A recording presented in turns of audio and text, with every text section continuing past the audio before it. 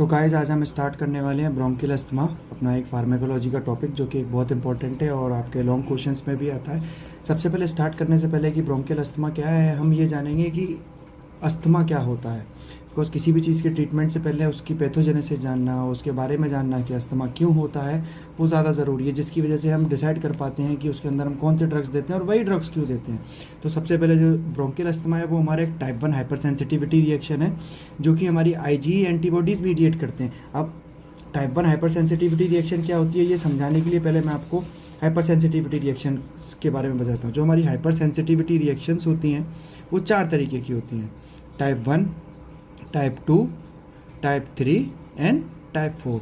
जो हमारा अस्थमा है वो टाइप 1 हाइपर सेंसिटिविटी रिएक्शन के अंदर आता है। अब हाइपर सेंसिटिविटी रिएक्शन क्या होती है कि कोई भी ऐसा इम्यून रिस्पॉन्स जो कि हमारे टिश्यूज़ को डैमेज करे वो आता है हाइपर सेंसिटिविटी रिएक्शन में। ठीक है, तो जो हमारा अस्थमा है वो क्या है? अस्थमा है हमारा टाइप 1 हाइपर सेंसिटिविटी रिएक्शन जो कि मीडिएटेड होता है IgE एंटीबॉडीज़ के अंदर। मतलब इसके अंदर जो एंटीबॉडीज़ प्रोड्यूस होंगी वो होंगी IgE एंटीबॉडीज़। अब इसके अंदर जो हाइपर सेंसिटिविटी है वो किसके अगेंस्ट होती है? हाइपर रेस्पॉन्सिवनेस होती है ट्रैकियोब्रोंकियल स्मूथ मसल। ट्रैकियोब्रोंकियल स्मूथ मसल्स का मतलब ये है जो हमारी ट्रैकिया है, ट्रैकिया के अंदर जो स्मूथ मसल्स और ब्लड वेसल्स के उसके अंदर हमारी हाइपर रिस्पॉन्सिवनेस आएगी। वो हाइपर रिस्पॉन्सिवनेस के लिए कोई स्टिमुलाई चाहिए। वो स्टिमुलाई इंटरनल भी हो सकता है और एक्सटर्नल भी हो सकता है। एक्सटर्नल स्टिमुलाई जैसे आप सब लोग बहुत सारे एक्सटर्नल स्टिमुलाई को जानते हैं, जैसे पोलन ग्रेन्स से होती है, किसी को किसी अलग फॉरेन सब्सटेंस से होती है। कोई भी ऐसा फॉरेन सब्सटेंस जो हमारी बॉडी में जाके इम्यून रिस्पॉन्स को एक्सैजरेट करेगा वो हमारी स्टिमुलाई की तरह काम करेगा। किसके लिए? हाइपर सेंसिटिविटी रिएक्शन के लिए। अब हाइपर सेंसिटिविटी रिएक्शन हो रही है तो किस चीज़ से करेक्टराइज्ड होगा? Characterised by increased secretion. सबसे पहले जो ट्रैकियल सिक्रीशंस हैं वो बढ़ेंगे, म्यूकोजल ईडमा होगा और म्यूकोजल प्लगिंग होगी। अब इसके अंदर जो प्राइमरी सेल्स है जो कि इन्वॉल्व होते हैं हाइपर सेंसिटिविटी रिएक्शन के अंदर वो कौन से होते हैं? Mast cells. हमारे मास्ट सेल्स क्या होते हैं? बेसोफिल। जो बेसोफिल जब तक हमारे ब्लड सर्कुलेशन के अंदर रेगुलेट कर रहा है तब तक उसको बेसोफिल बोलते हैं। जैसे वो ब्लड सर्कुलेशन से निकल के हमारे वास्कुलर सिस्टम में आता है या फिर टिश्यू सिस्टम में आता है, एक्स्ट्रा सेलुलर फ्लूइड में आता है, तो हम उसको मास्ट सेल बोलते हैं। कौन से मास्ट सेल्स स्टिमुलेट होते हैं इसके अंदर? लंग्स के और साथ में ईसनोफिल्स। अब इसके ड्रग्स में जाने से पहले मैं आपको ये समझाना चाहूँगा कि अस्थमा होता कैसे है, कि मतलब बेसिक रीज़न क्या है अस्थमा का जिसकी वजह से हम ये सारे ड्रग्स अस्थमा के अंदर देते हैं। अब उसको समझने के लिए आपको पहले ये समझना पड़ेगा। जैसा कि मैंने आपको बताया जो अस्थमा है वो टाइप 1 हाइपर सेंसिटिविटी रिएक्शन है। अब टाइप 1 हाइपर सेंसिटिविटी रिएक्शन के अंदर जो हमारे एंटीजन है, क्योंकि कोई भी हाइपर सेंसिटिविटी रिएक्शन होगी तो उसमें 2 पार्ट होंगे, एक तो एंटीजन पार्ट होगा और एक एंटीबॉडी पार्ट होगा। तो जो एंटीजन है वो हमारा एक फ्री एंटीजन होता है और फॉरेन एंटीजन होता है। फॉरेन एंटीजन मतलब हमारी बॉडी का इनबिल्ट एंटीजन नहीं होता, बाहर से आया तो फ्री एंटीजन जो कि मतलब फ्रीली हमारी बॉडी सर्कुलेशन के अंदर मूव कर सकता है।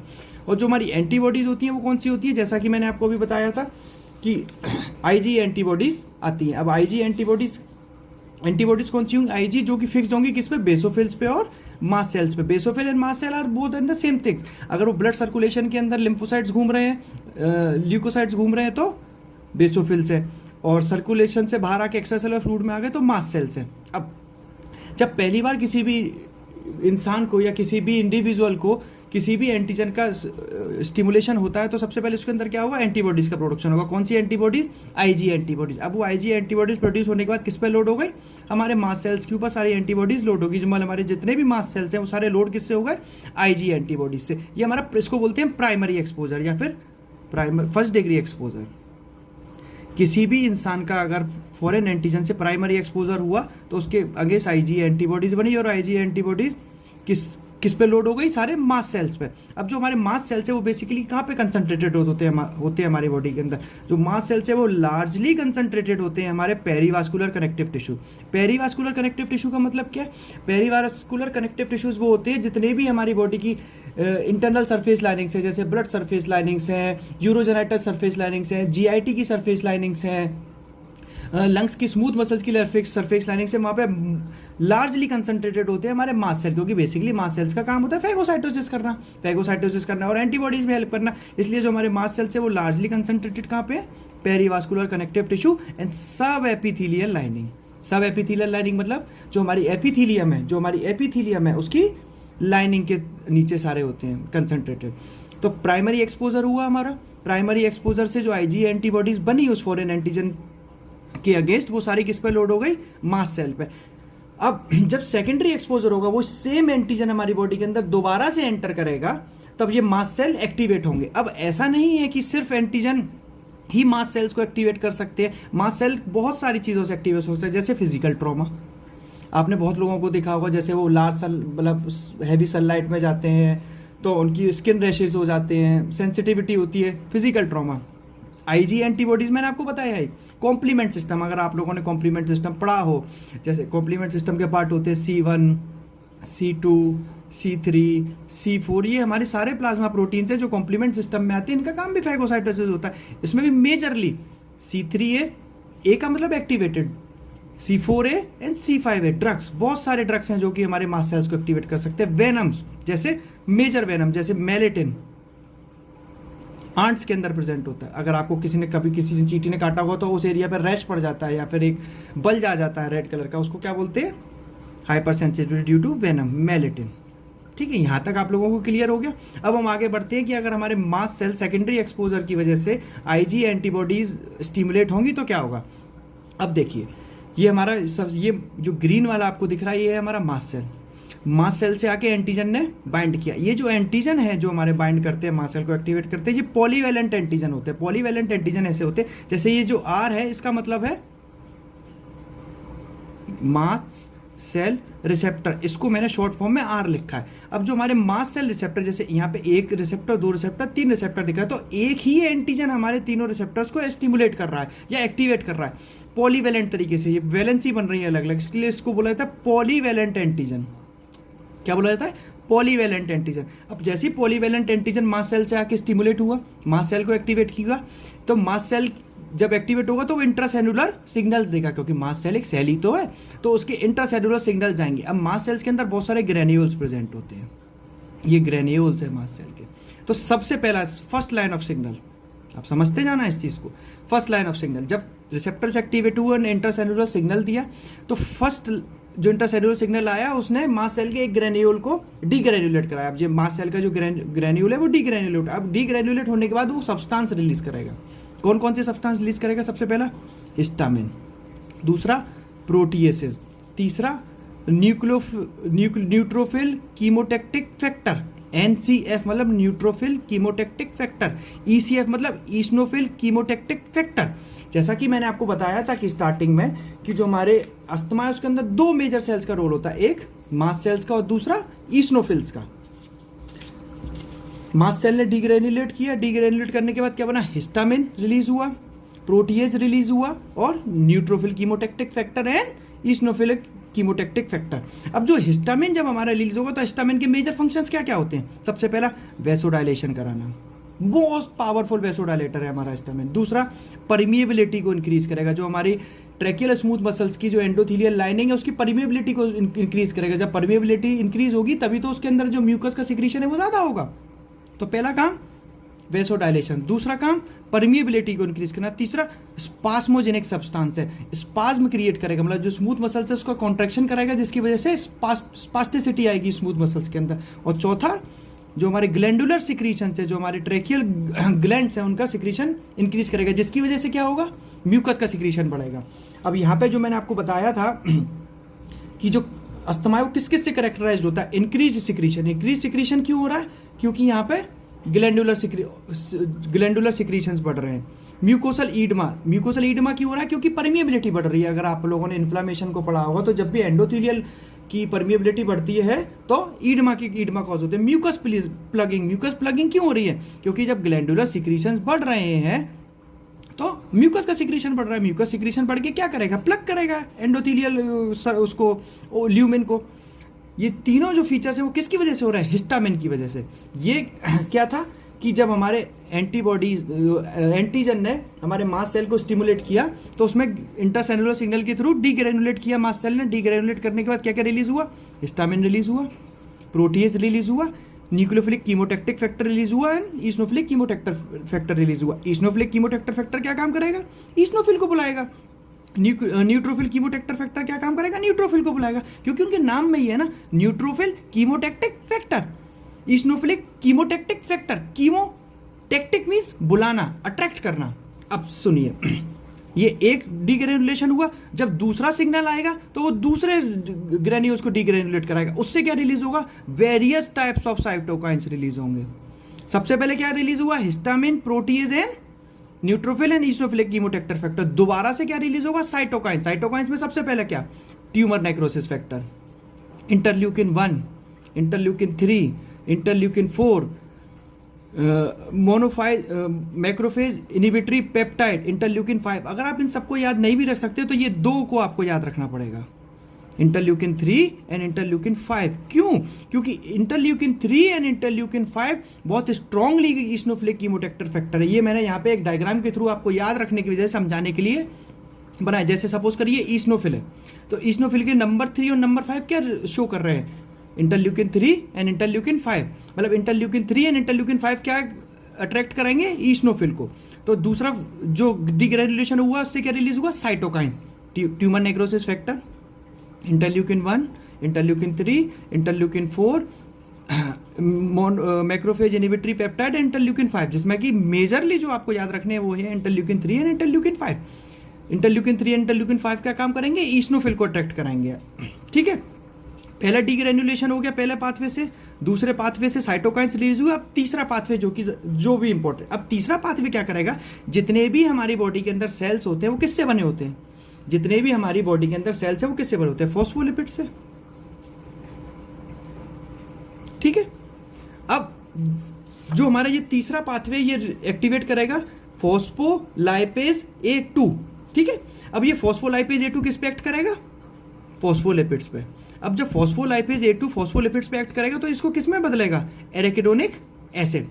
अगर आपको पता हो, अगर आप लोगों ने पहले से पढ़ा हो, नहीं पढ़ा होगा तो मैं आपको भी बताता हूं कि जो एराकिडोनिक एसिड है वो जब ब्रेक डाउन होता है तो दो पाथवे में टूटता है, दो पाथवे में जाता है, एक लाइपोऑक्सीजनेस पाथवे और एक साइक्लोऑक्सीजनेस पाथवे। जब आप आगे चल के NSAIDs पढ़ेंगे, NSAIDs मतलब non steroidal anti inflammatory drugs, तो वो इस पाथवे पे एक्ट करती है, कॉक्स पाथवे पे, साइक्लो ऑक्सीजनेस पाथवे पे एक्ट करती है, जो साइक्लो ऑक्सीजनेस पाथवे को इनहिबिट करती है। हमारा आज का फोकस है ल्यूकोट्राइन पाथवे पे, मतलब लाइपो ऑक्सीजनेस पाथवे पे।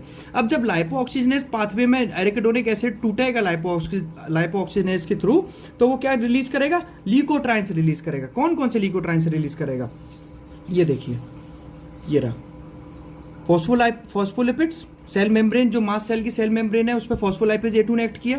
फॉस्फोलाइपेज A2 ने एक्ट करने के बाद क्या किया, एराकिडोनिक एसिड में बदला। अब एराकिडोनिक एसिड दो पाथवे में जाएगा, साइक्लोऑक्सीजनेट पाथवे एंड लाइपोऑक्सीजनेस पाथवे। अब जो लाइपोऑक्सीजनेट पाथवे वो ल्यूकोट्राइंस को रिलीज कराएगा, जैसे leukotriene B4, leukotriene C4, leukotriene D4 and leukotriene E4। These are the most important leukotrienes which are released by the lipoxygenase pathway. Cyclooxygenase pathway में क्या बनता है, साइक्लोऑक्सीजनेट पाथवे में कीमोकाइंस बनते हैं, जिसके बारे में अभी आज हमको बात नहीं करनी, इसके बारे में जब मैं आपको NSAIDs बताऊंगा तब बात करेंगे। अब हम चलते हैं ल्यूकोट्राइन पाथवे पे। Leukotriene B4, leukotriene C4, leukotriene E4 and leukotriene D4। अब जो ल्यूकोट्राइन जितने भी हमारे रिलीज हो रहे हैं, जो अब तक के नेचुरली ऑकरिंग मोस्ट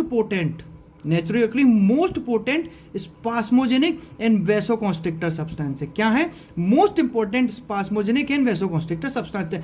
हिस्टामिन भी वेसोकॉन्स्ट्रिक्शन करा रहा था, हिस्टामिन वेसोडाइलेशन करा रहा था, किसका, स्मूथ मसल्स, ब्लड वेसल्स का। पर ये क्या काम कर रहा है, वेसोकॉन्स्ट्रिक्शन करा रहा है, और किसका करा रहा है, वेसोकॉन्स्ट्रिक्शन स्मूथ मसल्स का। अब इस डायग्राम से आपको जितना भी आपने अब तक पढ़ा यहाँ पे समझ आएगा। ये समझिए, ये हमारा ट्रैकिया है। मैंने एक ट्रैकिया के एक ब्रोंकाई को एनलार्ज करके ये आपको दिखाया है। अब इसमें देखिए, ये जो आपको ब्राउन कलर से दिख रही है, ये हमारे क्या है, स्मूथ मसल्स। ठीक है, ये जो हमारा है ये ल्यूमेन है उसका, ये ल्यूमेन है।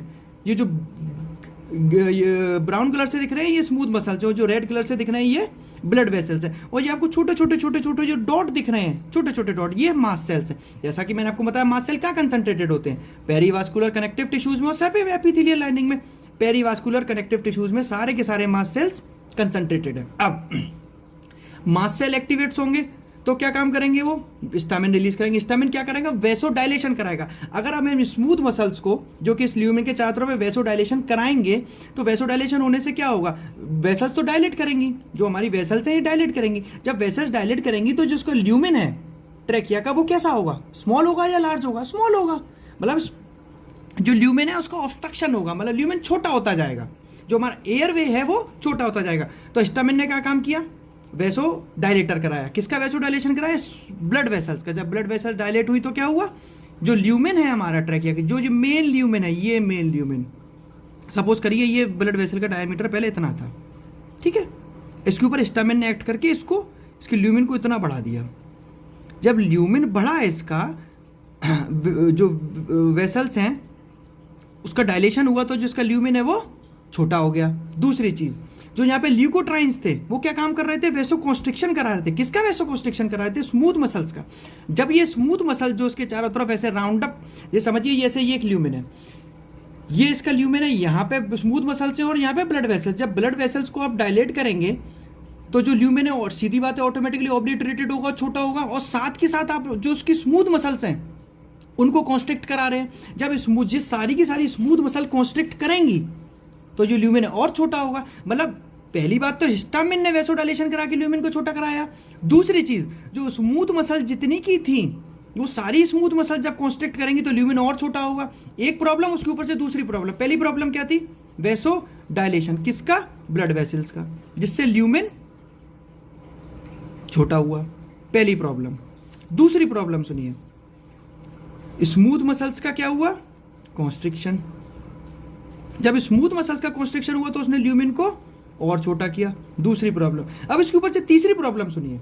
तीसरी प्रॉब्लम क्या हो रही थी कि जो हमारे ग्लैंडुलर सिक्रीशंस थे, ये ग्लैंडुलर सिक्रीशंस बढ़ रहे थे। जब हमारी ये जो ग्लैंड्स हैं, अगर इनका हम सिक्रीशन को बढ़ाएंगे तो ये ल्यूमेन के अंदर क्या करेंगे, म्यूकस का सिक्रीशन बढ़ाएंगे। जब ल्यूमेन के अंदर म्यूकस का सिक्रीशन बढ़ेगा तो ल्यूमेन और कम होगा। आप समझ रहे हैं ना मेरी बात, ल्यूमेन और कम होगा। पहली प्रॉब्लम वैसोडाइलेशन हुआ, उससे क्या हुआ, ब्लड वेसल्स डायलेट हुए। ब्लड वेसल डायलेट होने से क्या हुआ, ल्यूमेन छोटा हुआ। दूसरा, स्मूथ मसल्स का कॉन्स्ट्रिक्शन हुआ। जब स्मूथ मसल्स का कॉन्स्ट्रिक्शन हुआ तो ल्यूमेन और छोटा हुआ। तीसरी चीज इसके साथ क्या हुई, तीसरी चीज ये हुई, जो ग्लैंडुलर सिक्रीशंस बढ़ाए, ग्लैंडुलर सिक्रीशंस को जब इंक्रीज किया गया तो ल्यूमेन और कम हो गया। ये मेजर प्रॉब्लम होती है अस्थमा के अंदर। पहला कि ब्लड वेसल्स डायलेट हो रही हैं, ल्यूमेन छोटा हो रहा है। स्मूथ मसल्स कॉन्स्ट्रिक्ट कर रही हैं जिससे ल्यूमेन और छोटा हो रहा है। ग्लैंडुलर सिक्रीशंस बढ़ रहे हैं जिससे ल्यूमेन और छोटा हो रहा है। तो जो हमारा एयरवे कंडक्शन है, जो एयरवे पाथवे है वो और छोटा हो, जिसकी वजह से पेशेंट को क्या प्रॉब्लम होती है अस्थमा के अंदर, उसको सांस लेने में प्रॉब्लम होगी, उसको म्यूकस आएगा बहुत ज़्यादा, डिफिकल्टी इन ब्रीदिंग होगी। क्यों होता है ये सब, सिर्फ इन 3 कारणों की वजह से। यहाँ तक आप समझे।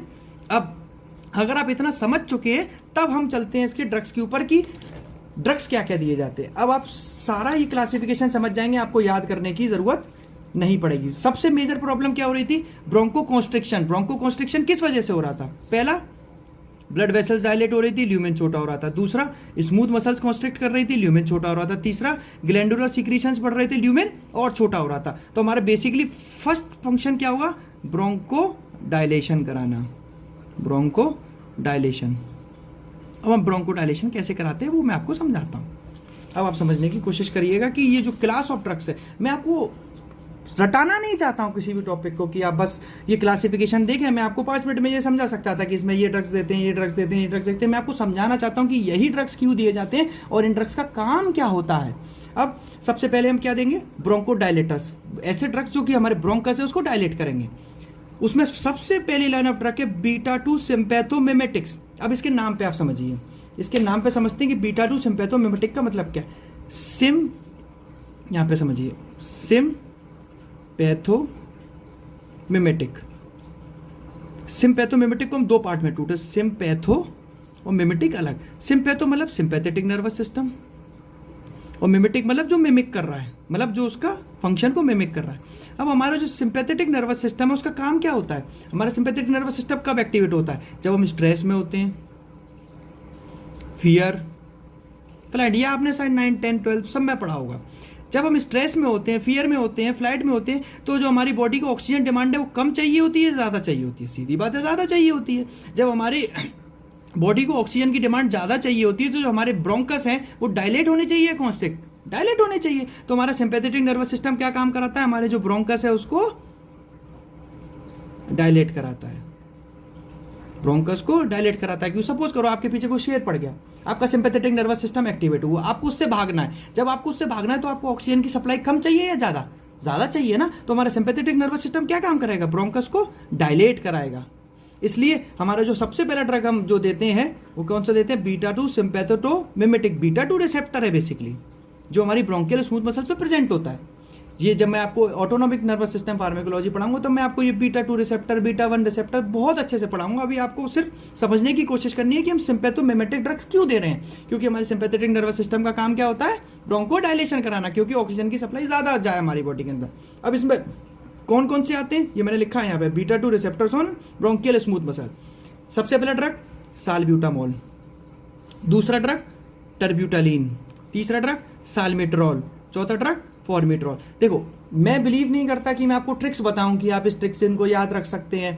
आप कंसेप्ट को समझेंगे ना किसी चीज़ के को, तो वो आपको लॉन्ग लास्टिंग याद रहेगा।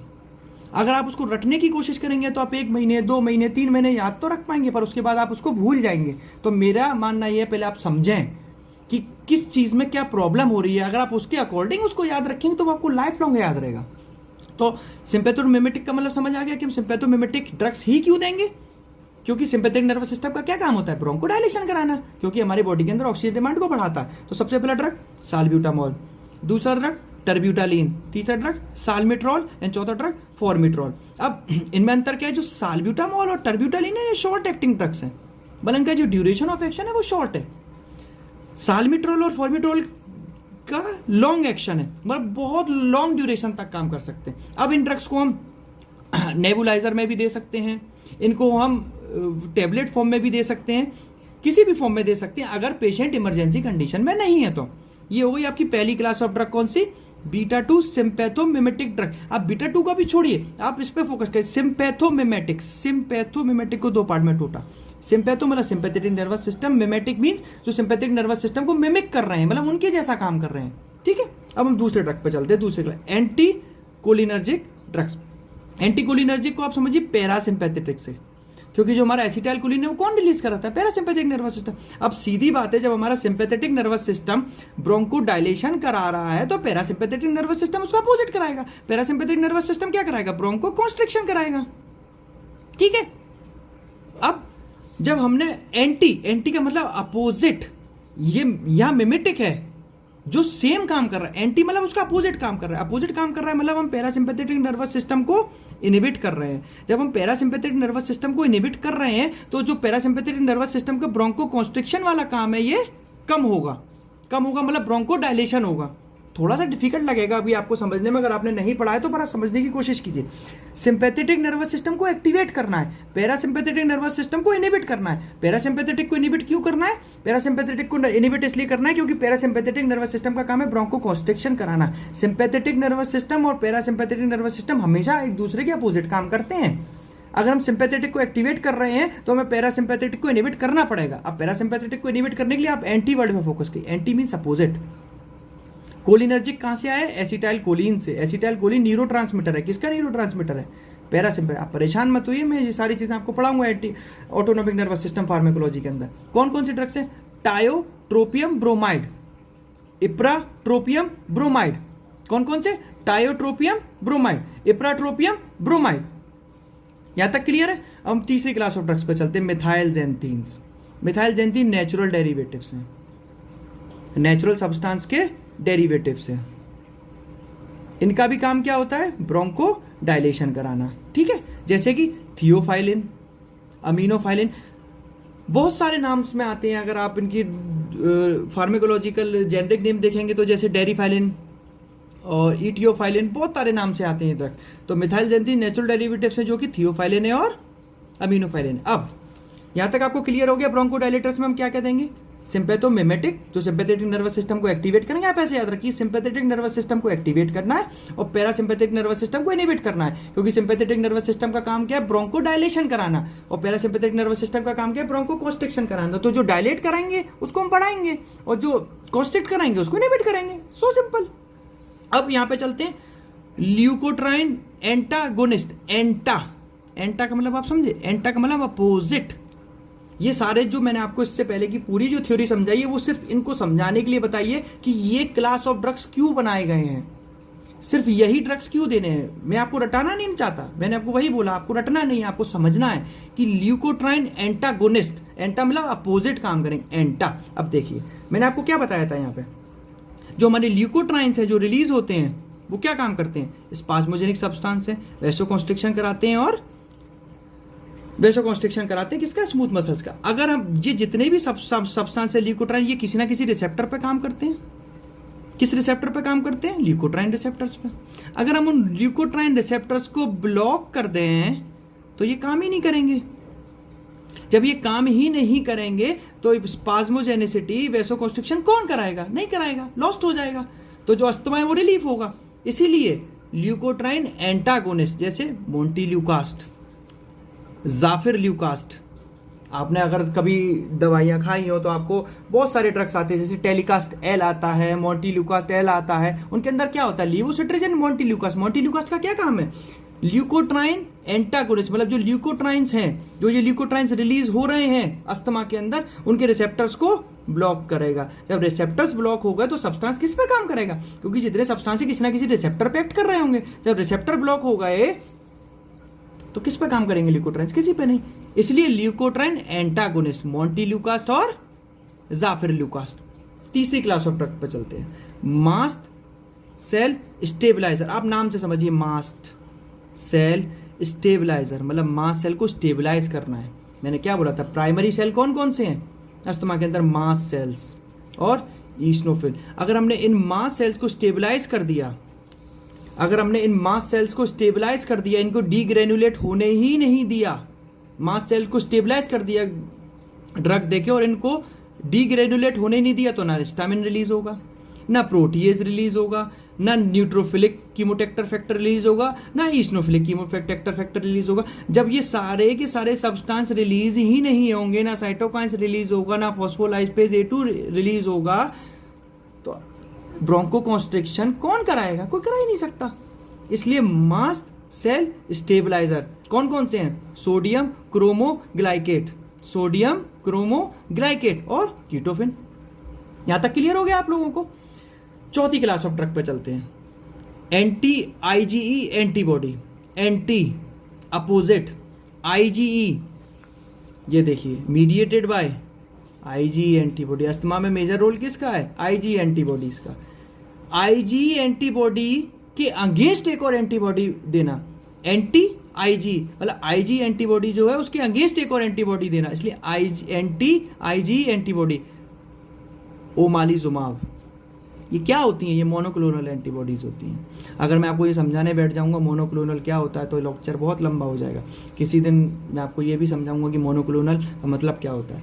तो एंटी IgE एंटीबॉडी मतलब IgE एंटीबॉडी जो है हमारी, उसके अगेंस्ट एक और एंटीबॉडी देना। अब उससे क्या होगा, ये IgE एंटीबॉडी तो बाइंड कर रही थी, ये मास्ट सेल के ऊपर क्या है, IgE एंटीबॉडीज। अगर हमने इन IgE एंटीबॉडीज के अगेंस्ट एक और एंटीबॉडी सपोज करिए, IgE एंटीबॉडीज के अगर हमने एक और एंटीबॉडी लगा के इनको ब्लॉक कर दिया तो एंटीजन आके बाइंड ही नहीं कर पाएगा। जब एंटीजन बाइंड कर ही नहीं पाएगा तो मास्ट सेल स्टिमुलेट ही नहीं होंगे। जब मास्ट सेल स्टिमुलेट होंगे ही नहीं तो आगे का पूरा प्रोसेस होगा ही नहीं। ओमालिजुमाब, यहाँ तक क्लियर है आपको चारों क्लास ऑफ ड्रग। अब हम चलते हैं पांचवी क्लास ऑफ ड्रग पे, कॉर्टिकोस्टेरॉइड। कॉर्टिकोस्टेरॉइड हमारे एक ऐसे क्लास ऑफ ड्रग्स हैं जो कि बहुत सारे लोग नॉर्मली जानते होंगे कि स्टीरॉइड्स देते हैं डॉक्टर, या स्टीरॉइड थेरेपी पर रखे है। बेसिकली जो हमारे स्टीरॉइड्स का काम क्या होता है, हमारे स्टीरॉइड्स का काम होता है इम्यून सप्रेशन करना। बेसिकली जितने हमारे स्टीरॉइड्स उनका क्या काम होता है, इम्यून सप्रेशन। इम्यून सप्रेशन का मतलब क्या है, इम्यून सप्रेशन का मतलब ये है कि ये जो IgE एंटीबॉडी बन रही है बनने ही नहीं देंगे, जो IgE एंटीबॉडी बन रही है ये बनने ही नहीं देंगे। जब IgE एंटीबॉडी ही नहीं बनेगी तो मास्ट सेल कैसे एक्टिवेट होंगे। मतलब हमने इस प्राइमरी स्टेप को ही रोक दिया।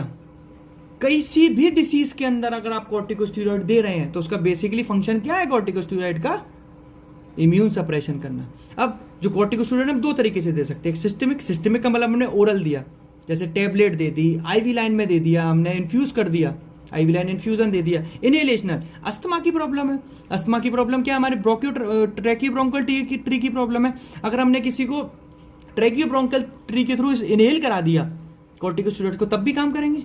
तो दो पार्ट में है ये, इनहेलेशनल मतलब हमने उसको सुंघाया, बेसिकली उसको स्मेल कराया, या उसको ट्रैकियोब्रोंकियल ट्री में डायरेक्ट, सिस्टमिक मतलब हमने उसके ब्लड में इंजेक्ट किया या ब्लड में पहुंचाया, जैसे टैबलेट्स दे दी, IV लाइन इन्फ्यूजन कर दिया। इसका बेस्ट एग्जाम्पल क्या है? हाइड्रोकॉर्टिसोन। और दूसरा इनहेलेशनल का ब्यूटीसोनाइड एंड फ्लूकिटासोन। अगर आपने कभी किसी को नेबुलाइज करते हुए देखा हो या नेबुलाइजर में यूज़ करते हुए देखा हो तो ब्यूटीसोनाइड को दिया जाता है, साल्ब्यूटामॉल को दिया जाता है। क्यों दिया जाता है? क्योंकि ये इनहेलेशनल है, इनका फास्ट एक्शन है। दिक्कत कहाँ है? ट्रैकियोब्रोंकियल ट्री में। आपने ड्रग डायरेक्ट ट्रैकियोब्रोंकियल ट्री में पहुंचा दिया तो वो फास्ट एक्टिंग करेगा। अगर आपने सिस्टमिक रूट से दिया, आपने उसको गोली दी हाइड्रोकॉर्टिसोन की, सपोज करो कोई भी टैबलेट दिया आपने, पहले तो वो GIT में जाएगी, फिर GIT में जाके एब्जॉर्ब होगी, फिर वो ब्लड सर्कुलेशन में आएगी, तब वो अपनी साइट ऑफ एक्शन पे जाके काम करेगी। अगर आपने इनहेलेशनल दे दिया उसको तो डायरेक्ट अपनी साइट ऑफ एक्शन पे पहुंच गई ना। इस वजह से जो कॉर्टिकोस्टेरॉइड्स हैं वो सिस्टमिक होंगे या इनहेलेशनल होंगे। सिस्टमिक में हाइड्रोकॉर्टिसोन और ब्यूटीसोनाइड। अब एक बार और दोबारा रिवाइज करते हैं जिससे आपको याद हो जाए, फिर आगे बढ़ते हैं। सबसे पहले ब्रोंकियल अस्थमा। ब्रोंकियल अस्थमा क्या है? Type 1 hyper sensitivity reaction mediated by IG antibody. ठीक है। Hyper responsive of tracheobronchial smooth muscles. Tracheobronchial मतलब हमारी जो ट्रैकिया और ब्रोंकस है उसकी स्मूथ मसल्स का हाइपर रेस्पॉन्सिवनेस है। किसके अगेंस्ट हाइपर रेस्पॉन्सिवनेस? रिस्पॉन्सिवनेस किसके अगेंस्ट है? किसी स्टिमुलाई के अगेंस्ट, चाहे वो स्टिमुलाई एक्सटर्नल हो चाहे फिर वो स्टिमुलाई इंटरनल हो। किस किस से करेक्टराइज्ड होता है? Increased secretion. मैंने आपको बताया इंक्रीज सिक्रीशन क्यों होता है। Mucosal oedema and mucus plugging. मैं एक बार और बताता हूं आपको ये सारे करेक्टर्स क्यों आते हैं। Increased secretion, increased permeability. जो स्टामिन है हमारी परमिएबिलिटी को इंक्रीज कर रहा है। जब परमिएबिलिटी इंक्रीज होगी तो क्या होगा? म्यूकोसल ईडमा होगा। ग्लैंडुलर सिक्रीशन इंक्रीज होंगे हमारे तो क्या होगा? Increase secretion. ये रहा म्यूकस पिलेजिंग। जब ग्लैंडुलर सिक्रीशन बढ़े, ग्लैंड्स बेसिकली क्या सिक्रीट करते हैं यहाँ पे? म्यूकस। म्यूकस क्यों सिक्रीट होता है मुझे बताइए। म्यूकस का क्या काम होता है ट्रैकिया के अंदर? म्यूकस क्या काम है? जो हमारे फॉरेन पार्टिकल या डस्ट पार्टिकल जाते हैं उनको कंबाइन करता है म्यूकस, और वो जो हमारा ट्रैकियोसिलरी एक्शन है उसके थ्रू उसको बाहर प्रोपेल आउट करते हैं, इसलिए म्यूकस सिक्रीट होता है। जब उन ग्लैंड्स का सिक्रीशन बढ़ेगा तो म्यूकस का सिक्रीशन बढ़ा। जब म्यूकस का सिक्रीशन बढ़ेगा तो वो क्या करेगा? क्या काम करेगा? प्लग करेगा। प्लग करेगा तो क्या होगा? Airway obstruction. कौन कौन से प्राइमरी सेल्स का रोल है? मास्ट सेल्स बेसिकली कहाँ पे प्रेजेंट? लंग्स में और ईस्नोफिल। अब मास्ट सेल क्या होंगे? डिग्रेनुलेट होंगे। जब IG एंटीबॉडीज पे आके एंटीजन बाइंड करें क्या क्या रिलीज करेंगे? Histamine, tumour necrosis factor and proteases. जो ईस्नोफिल्स है वो कौन कौन से इमीडिएट रिलीज करेंगे? प्रोस्टाग्लैंडिन्स, ल्यूकोट्राइन्स, जो मैंने आपको भी ल्यूकोट्राइन्स के बारे में बताया जिसके अगेंस्ट हम ये ड्रग देते हैं, ल्यूकोट्राइन एंटागोनिस्ट, और platelet activating factor. Platelet activating factor आपको क्या याद रखना है? ल्यूकोट्राइन्स और हिस्टामिन। क्यों? हिस्टामिन क्या काम करता है? वेसो डायलेशन। जब वेसो डायलेशन क्या होगा? जब ये वेसल जो है रेड वाली ये डायलेट होंगी तो क्या होगा? जो ल्यूमेन है वो ऑब्स्ट्रक्ट होगा, स्मॉल होगा। ठीक है। यहाँ पे ल्यूकोट्राइन्स क्या काम करेंगे? स्मूथ मसल्स का कॉन्स्ट्रिक्शन कराएंगे। जब स्मूथ मसल्स कॉन्स्ट्रिक्ट करेंगे ये वाली तो क्या होगा? ल्यूमेन फिर से छोटा होगा। जब ग्लैंडुलर सिक्रीशंस बढ़ेंगे तो क्या होगा? म्यूकस का सिक्रीशन बढ़ेगा। म्यूकस क्या काम करेगा? प्लगिंग कराएगा और दोबारा से ल्यूमेन को ऑब्स्ट्रक्ट करेगा। तो इस वजह से क्लास ऑफ ड्रग है वो क्या है? सबसे पहले ब्रोंकोडायलेटर्स। उसमें कौन सा? सिंपैथोमिमेटिक, जो सिंपैथेटिक नर्वस सिस्टम को कॉपी कर रहे हैं। सिंपैथोमिमेटिक। सिंपैथोमिमेटिक क्यों? क्योंकि सिंपैथेटिक नर्वस सिस्टम का क्या काम होता है? क्योंकि हमारे जो सिंपैथेटिक नर्वस सिस्टम है उसका काम होता है कि हमारी जो ब्रोंकस है उसको डायलेट कराना। जब हम सिंपैथोमिमेटिक ड्रग देंगे तो ब्रोंकस को डायलेट करेगा, जैसे साल्ब्यूटामॉल, टर्ब्यूटालिन, साल्मिट्रॉल एंड फॉर्मिट्रॉल। जिसमें साल्ब्यूटामॉल और टर्ब्यूटालिन कैसे है? शॉर्ट एक्टिंग है। साल्मिट्रॉल एंड फॉर्मिट्रॉल कैसे? लॉन्ग एक्टिंग है। ठीक है। अब सिंपैथेटिक नर्वस सिस्टम डायलेट करा रहा है तो पैरासिम्पैथिक नर्वस सिस्टम कॉन्स्ट्रिक्ट कराएगा, तो हमें पैरासिम्पैथिक नर्वस सिस्टम को इनहिबिट करना पड़ेगा। इसलिए एंटी कोलिनर्जिक मतलब एंटी पैरासिम्पैथेटिक आप बोल सकते हैं इसको। आप एंटी कोलिनर्जिक ना बोल के एंटी पैरासिम्पैथेटिक भी बोल सकते हैं, जैसे tiotropium bromide and ipratropium bromide. Methyl xanthines natural derivatives है जिनका काम क्या होता है? ब्रोंकोडाइलेशन कराना। सिंपल। ल्यूकोट्राइन एंटागोनिस्ट मतलब जो ये ल्यूकोट्राइन्स रिलीज हो रहे हैं जो कि स्मूथ मसल का कॉन्स्ट्रिक्शन करा रहे हैं उसको रोकेंगे, उसको इनहिबिट करेंगे, जैसे मोंटेल्यूकास्ट और जाफिल्यूकास्ट। मास्ट सेल स्टेबलाइजर, जब हमने मास्ट सेल्स को ही अपने आप को स्टेबलाइज कर दिया तो टीग्रेनुलेट कौन करेगा? कोई नहीं करेगा। इसलिए सोडियम क्रोमोग्लाइकोड एंड कीटोफिन। और लास्ट में एंटी आईजीई एंटीबॉडी। आप हमेशा ना कभी भी कोई चीज़ पढ़ा करिए तो आप उसके कंसेप्ट पकड़ें, आप वर्ड को समझें, हर वर्ड में ही उसका मतलब छुपा होता है। जैसे anti IgE antibody, IG antibody जो है हमारे, उसके अगेंस्ट एक और एंटीबॉडी। जैसे वो मान लीजिए जब हमारी आईजी एंटीबॉडी बने काम ही नहीं करेंगी तो मास सेल एक्टिवेट नहीं होंगे, जब मास सेल एक्टिवेट नहीं होंगे तो डीग्रेनुलेशन नहीं होगा, डीग्रेनुलेशन नहीं होगा तो आगे का प्रोसेस वैसे रुक जाएगा। और लास्ट में कॉर्टिकोस्टेरॉइड, कॉर्टिकोस्टेरॉइड क्यों दे रहे हैं? क्योंकि इम्यून सप्रेशन करा रहे हैं। यहाँ तक अगर आपको क्लियर हो गया हो तो हम इसके बाद अपना अगला जो लेक्चर लाएंगे वो लेके आएंगे स्टेटस अस्थमेटिकस। स्टेटस अस्थमेटिक में आपको थोड़ा सा एक ओवरव्यू दे दूं। स्टेटस अस्थमेटिक वो कंडीशन है जो कि severe form of asthma, life threatening form of asthma, मतलब इतना लाइफ थ्रेटनिंग। लाइफ थ्रेटनिंग का मतलब क्या कि जो अस्थमा है, जो हमारा ब्रोंको कॉन्स्ट्रिक्शन हुआ वो इतना सीवियर हो चुका है, इतना सीवियर हो चुका है कि पेशेंट की लाइफ पे खतरा आ चुका है। That's emergency condition. For that you need to stabilise the patient, you need to hospitalise the patient and manage all the vital parameters of the patient to revive that problem. तो next lecture में हम पढ़ेंगे status asthmaticus. तब तक के लिए tata bye bye. I hope आपको समझ आया हो। सॉरी मेरे नोट्स बहुत ज़्यादा मेस्ड अप हो गए हैं आपको समझाने की वजह से, बट मेरा तरीका यही है समझाने का। अगर आपको पसंद आया हो तो प्लीज़ चैनल से ज़रूर जुड़िएगा। अगला लेक्चर हम शुरू करेंगे स्टेटस अस्थमेटिकस पर। तब तक के लिए tata bye bye and all the best for your examinations and always remember, never mug up anything. Science is all about the concept. If you know the concept, you can excel in everything. If you try to memorize and mug up the things, आप 1 महीने याद रख पाएंगे, 2 महीने याद रख पाएंगे, उसके बाद आप भूल जाएंगे। तो हमेशा हमेशा कोशिश कीजिए कम पढ़िए पर अच्छा पढ़िए, ऐसा पढ़िए जो हमेशा आपको याद रहे। ठीक है, चलिए बाय।